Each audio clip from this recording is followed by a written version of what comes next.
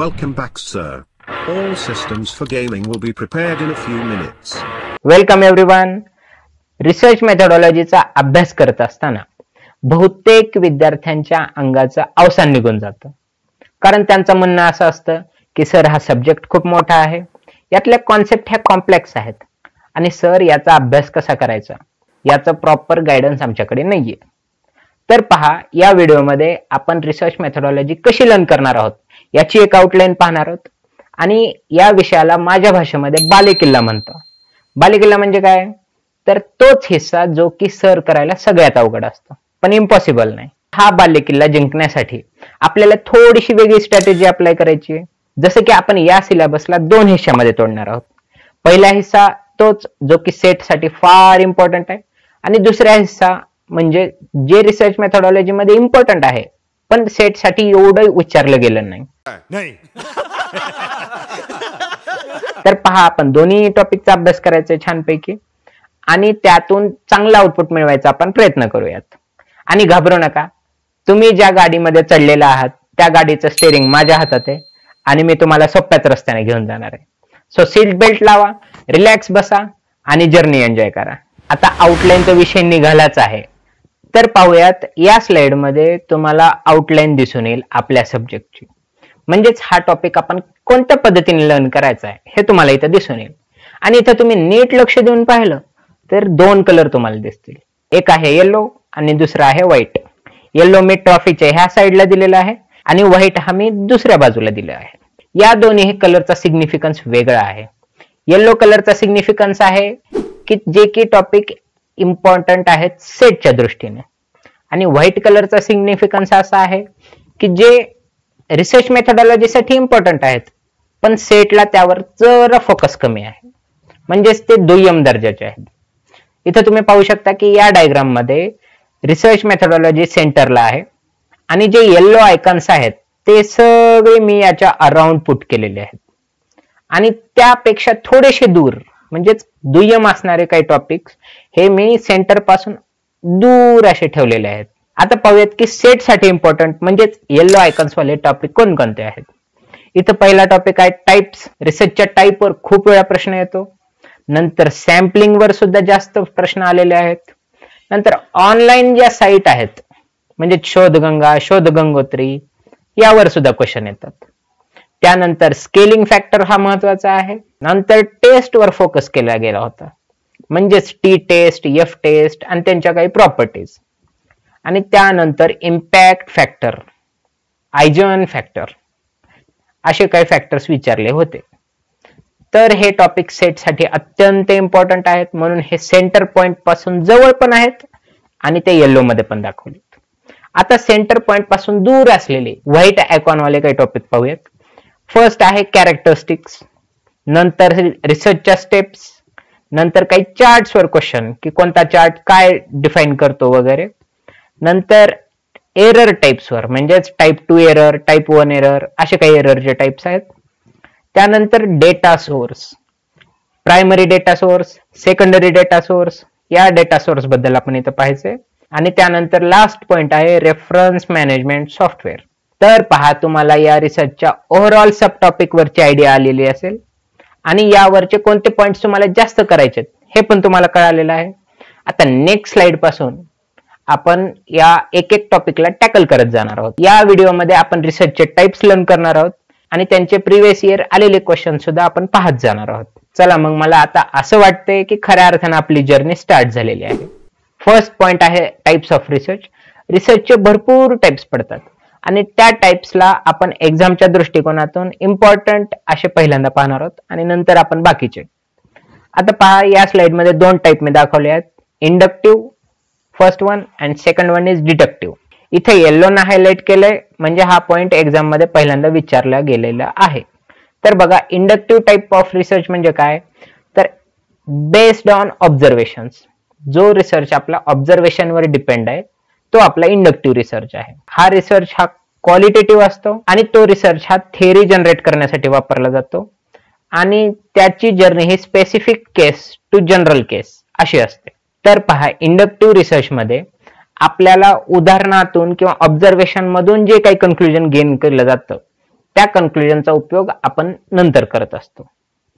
Observation based आपण एक theory तयार करतो, त्यालाच इंडक्टिव्ह रिसर्च असं म्हणतात. तर या इंडक्टिव्ह रिसर्चचं एक्झाम्पल कोणतं, तर जे काही सर्वे केले जातात ते सगळे सर्वेज हे इंडक्टिव्ह रिसर्च मध्ये इन्क्लूड होतात. आणि इंडक्टिव्ह रिसर्चचं आणखीन एक एक्झाम्पल म्हणजे जर तुम्ही ऑफिसवरून घरी जाणार आहात आणि 4 ते 5 या वेळेत ट्रॅफिक आहे, मग तुम्ही काय करता, एकतर 4च्या अगोदर तरी निघता, मी असतो तर अगोदरच निघालो असतो, आणि काही जण आहेत ते ट्रॅफिकच्या नंतर म्हणजे 5 वाजल्याच्या नंतर पण निघतात. तर बघा 4 ते 5 या वेळेमध्ये ट्रॅफिक आहे म्हणून आपण दुसरे पर्याय निवडले. तर इंडक्टिव्ह रिसर्चचे हे एक एक्झाम्पल आहे. इथं आपण ऑब्झर्वेशन केलं की ट्रॅफिक कोणत्या वेळेत आहे आणि ते वेळ सोडून दुसऱ्या वेळेत आपण जाणं प्रिफर केलं, म्हणून इथं आपण इंडक्टिव्ह रिसर्चचा आधार घेतला असं आपण म्हणू शकतो. नेक्स्ट टाइप आहे डिडक्टिव्ह रिसर्च. तर डिडक्टिव्ह रिसर्च हा तर्क म्हणजेच लॉजिकवर डिपेंड असतो. हा रिसर्च हा क्वांटिटेटिव्ह आहे आणि हा रिसर्च थेरी टेस्ट करण्यासाठी वापरला जातो. आणि यामध्ये जनरल टू स्पेसिफिक अशी उलटी जर्नी असते. जसं की डिडक्टिव्ह मध्ये स्पेसिफिक टू जनरल असते, तशी इथं उलटी जर्नी असते. तर इथं आपण डिडक्टिव्ह रिसर्चला थोडं आणखीन चांगल्या प्रकारे समजून घेऊ. डिडक्टिव्ह रिसर्च हा एखादी थेरी कन्फर्म करण्यासाठी वापरला जातो. म्हणजे बघा आपण लॅबमध्ये जे काही एक्सपेरिमेंट करतो, फिजिक्सचे काही प्रॅक्टिकल करतो, ते प्रॅक्टिकल सर्व हे डिडक्टिव्ह रिसर्च मध्ये येतात. कारण आपण ते थेरी करेक्ट आहे का नाही किंवा त्या थेरीला आपण व्हेरीफाय कसं करू शकतो ते आपण तिथं पाहत असतो, म्हणून तो डिडक्टिव्ह रिसर्च झाला. आता डिडक्टिव्ह रिसर्चचं आणखीन एक एक्झाम्पल म्हणजे गाड्याच्या बाबतीत सांगतो मी तुम्हाला, की टाटाच्या या गाड्या 5 स्टार रेटिंग वाल्या असतात आणि नेक्सॉन ही टाटाची गाडी आहे म्हणजेच ती 5 स्टार रेटिंगची असणार असं आपण म्हणतो. तर इथं आपण डिडक्टिव्ह रिसर्चचा आधार घेतला, म्हणजे एखादी थेरी आपल्याला माहिती आहे आणि ती थेरी आपण अप्लाय केली की नेक्सॉन ही टाटाची गाडी आहे म्हणून ती 5 स्टार रेटिंग वाली आहे. तर या पद्धतीनं इंडक्टिव्ह आणि डिडक्टिव्ह हे रिसर्च तुम्हाला चांगल्या पद्धतीने कळालेलं असेल असं मला वाटतं. तर आता बघा यांना लक्षात ठेवायचा आणखीन एक सोपा तरीका म्हणजे इथं मी खाली डायग्राम मध्ये शो केलंय. इथं बघा, इथं थेरी जनरेट होतीये आणि इथं स्पेसिफिक एक केस आहे, इथं जनरल वाली आहे आणि इथं परत स्पेसिफिक केस आहे. तर आपण ही डायग्राम व्यवस्थित समजून घेऊ परत आहे एकदा. तर इथे लक्ष देऊन पहा, एखादी स्पेसिफिक केस आहे आणि दुसरी एक जनरल केस आहे. जेव्हा आपला रिसर्च हा एखाद्या स्पेसिफिक केस कडून जनरल केस कडे जात असतो तेव्हा आपण इंडक्टिव्ह रिसर्च झाला असं म्हणतो. तर यामध्ये काय होतं की आपण एखादी थेरी, इथं थेरी जनरेट होती, ही थेरी आपण इथं जनरेट करतो असं म्हणतो. आणि याच्या अगदीच उलट हे डिडक्टिव्ह केस मध्ये होतं. तर इथं एक स्पेसिफिक केस असते, तर जनरल केस कडून आपण स्पेसिफिक केस कडे येत असतो, तर तेव्हा डिडक्टिव्ह रिसर्च झाला असं आपण म्हणतो. आणि या डिडक्टिव्ह रिसर्च मध्ये आपली जी थेरी असते ती थेरी आपण टेस्ट करतो, ती थेरी आपण एखाद्या स्पेशल केससाठी टेस्ट करतो, म्हणजेच डिडक्टिव्ह रिसर्च करतो. तर मला असं वाटतं की तुम्हाला ह्या टेबलवरून व्यवस्थित कळालेलं असेल की इंडक्टिव्ह आणि डिडक्टिव्ह रिसर्च म्हणजे काय, आणि होपफुली माझं एक्सप्लेनेशन सुद्धा तुमच्या डोक्यामध्ये व्यवस्थित सेव्ह झालेलं असेल. आता या स्लाइड मध्ये आपण 2 रिसर्च टाइप पाहणार आहोत जे की एक्झाम मध्ये खूप इम्पॉर्टंट आहेत. ते कसं कळालं तुम्हाला, तर इथं मी त्यांना ऑलरेडी हायलाइट केले जे की एक्झाम मध्ये पॉइंट्स विचारले गेले. तर पाहूयात, इथं आपल्याला हिस्टॉरिकल आणि एक्सपेरिमेंटल असे 2 रिसर्च पाहिजेत. तर हिस्टॉरिकल रिसर्च बद्दल आपण माहिती घेऊयात. हिस्टॉरिकल रिसर्चला don't need a hypothesis always, म्हणजेच याला गृहीतकाची गरज नसते. अगोदरच एखादं गृहीतक मनात ठेवून याचा स्टडी करायची गरज नसते. नंतर हा रिसर्च हा क्वालिटेटिव्ह आहे, म्हणजेच आपला डेटा किती चांगल्या पद्धतीने गोळा केलाय यावर या रिसर्चचा आउटपुट डिपेंड आहे. आणि हा पास्ट इव्हेंट स्टडी आहे. ऑफकोर्स हिस्टॉरिकल म्हणजे ज्या गोष्टी झालेल्या आहेत त्यांचा अभ्यास करणे. इथं मी डायनासॉर दाखवलाच आहे. आणि इथं प्रायमरी डेटा सोर्स म्हणून बुक्स वापरले जातात. सेकंडरी डेटा सोर्स म्हणून आपण ह्या बुक्सचं एक्सप्लेनेशन किंवा या बुक्सच्या आधारावर केलेलं मुलाखत हे आपण सेकंडरी सोर्स म्हणून वापरतो.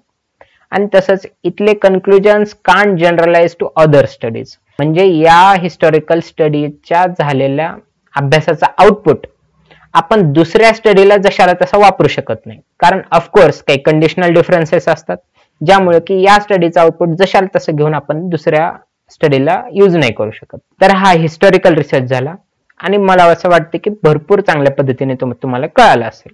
पुढे वळूयात आपण एक्सपेरिमेंटल रिसर्च कडे. एक्सपेरिमेंटल रिसर्चवर प्रश्न फार आलेत बरं का. Study the application of theory. इथं आपण एखाद्या स्टडीचं ऍप्लिकेशन जे आहे ते लर्न करतो. Relation between nominal and interval scale. Scaling factor आपण नंतर पाहणारच आहोत. सध्या पुरतं एवढं लक्षात ठेवा की नॉमिनल आणि इंटरवल स्केलचं रिलेशन आपण इथं शो करतो. आणि प्रिसाइजली कंट्रोल्ड.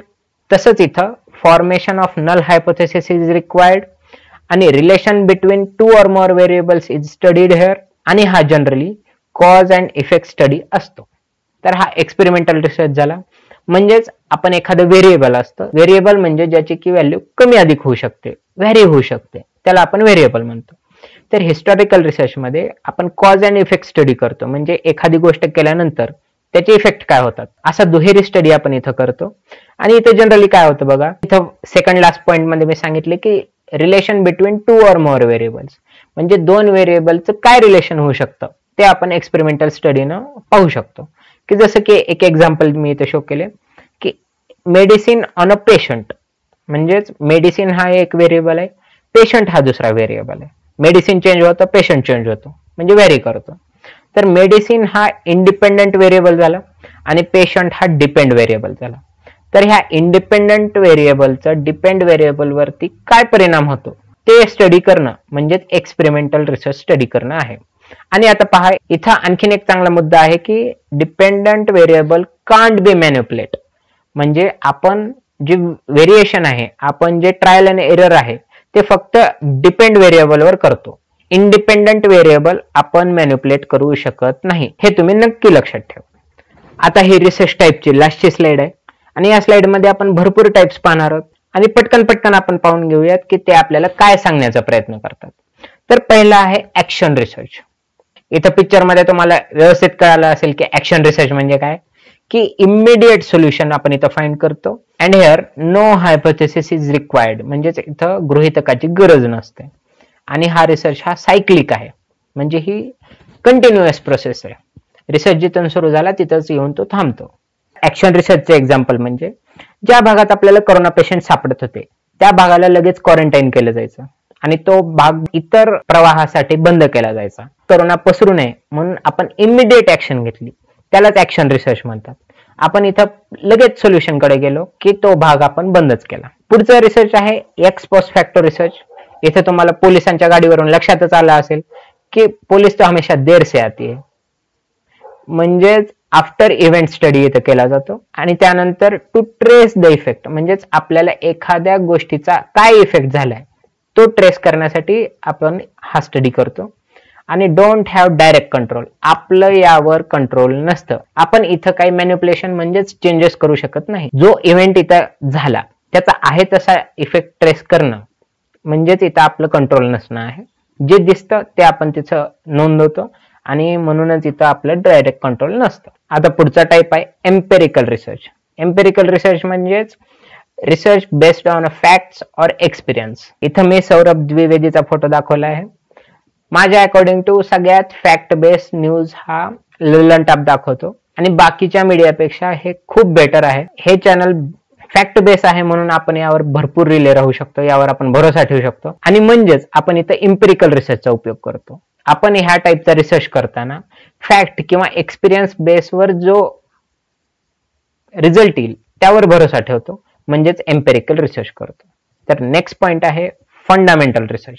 फंडामेंटल म्हणजे काय, basic, to add the existing knowledge. तर फंडामेंटल रिसर्च करताना आपण जे ऑलरेडी नॉलेज असतं आपल्याकडं त्यामध्ये थोड्याशा अजून ज्ञानाची भर टाकतो.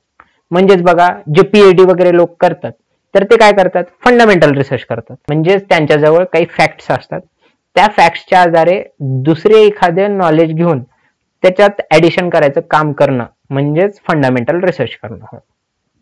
आता इथे सगळ्यात लास्टला 2 रिसर्चच्या टाइप्स आहेत जे की काइंड ऑफ अ सिमिलर आहेत. First one is a longitudinal, second one is a cross sectional. तर बघा, नावावरूनच कळून जाईल, लॉंगिट्युडनल म्हणजे to study the one variable over the long period of time. म्हणजेच इथं आपल्याला एकच व्हेरिएबल असतं आणि हे व्हेरिएबल आपण जास्त काळासाठी निरीक्षणाखाली ठेवतो, म्हणजेच ऑब्झर्वेशन खाली ठेवतो. एकच व्हेरिएबलचा जास्त काळासाठी अभ्यास करणं म्हणजेच लॉंगिट्युडनल स्टडी. आणि क्रॉस सेक्शन मध्ये नेहमी काय होतं बघा, to study the many variables at a particular time. म्हणजेच एका वेळी अनेक व्हेरिएबलचा आपण इथं स्टडी करतो, ऑब्झर्वेशन करतो. सर याचं एक्झाम्पल कोणतं? तर पहा, जर आपण विराट कोहलीचा गेल्या 5 वर्षीचा रेकॉर्ड ट्रॅक केला तर हा लॉंगिट्युडनल स्टडी झाला की एकाच व्हेरिएबल म्हणजेच विराट कोहली आणि त्याचा जास्त पिरियड साठी आपण अभ्यास केला. आणि क्रॉस सेक्शन मध्ये काय होतं ते मी इथं झूम करून तुम्हाला दाखवतो. तर पहा, हा इंडियाचा स्कोअर कार्ड आहे. यामध्ये आपण मेनी व्हेरिएबल्स म्हणजे भरपूर साऱ्या प्लेअरचा एका पर्टिक्युलर मोमेंटला झालेला परफॉर्मन्स ट्रॅक करतोय. म्हणजेच इथं आपण क्रॉस सेक्शनल स्टडी करतोय. अनेक व्हेरिएबल आहेत पण एकाच टाइमला आपण त्याचा अभ्यास केला. याच पर्टिक्युलर मॅच मध्ये त्याने काय कांड केलं ते आपण ट्रॅक केलं, म्हणजेच क्रॉस सेक्शनल स्टडी केला. तर पहा, जे काही आज एक्सप्लेन केलेलं आहे ते सगळे रिसर्चचे टाइप्स तुम्हाला व्यवस्थित कळाले असं मी कन्सिडर करतो. आणि या रिसर्चच्या टाइपचा आत्ताच अभ्यास करा. आणखीन काय तुम्हाला डेटा मिळाला जो की फक्त exam point of view important आहे तोच तेवढा तुम्ही नोट डाऊन करून घ्या. इतर तुम्ही सर्च करू नका.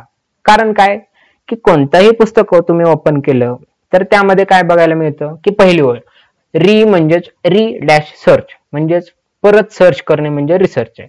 अरे तसली डेफिनेशन लर्न करून काय करायचंय? ती तर एक्झाम मध्ये येणार नाही ना. एक्झाम मध्ये जे एक्सपेक्टेशन आहे त्या एक्सपेक्टेशनला मीट करणारे पॉइंट्स तुम्ही कलेक्ट केले तरच ते तुम्हाला फायदेमंद ठरणार आहे. नाहीतर तुम्ही ह्या ऍक्शन रिसर्चवर 4 पानं वाचताय पण त्याचा काही उपयोग नाही ना. आपल्याला जेवढं पाहिजे तेवढंच गरजेचं आहे.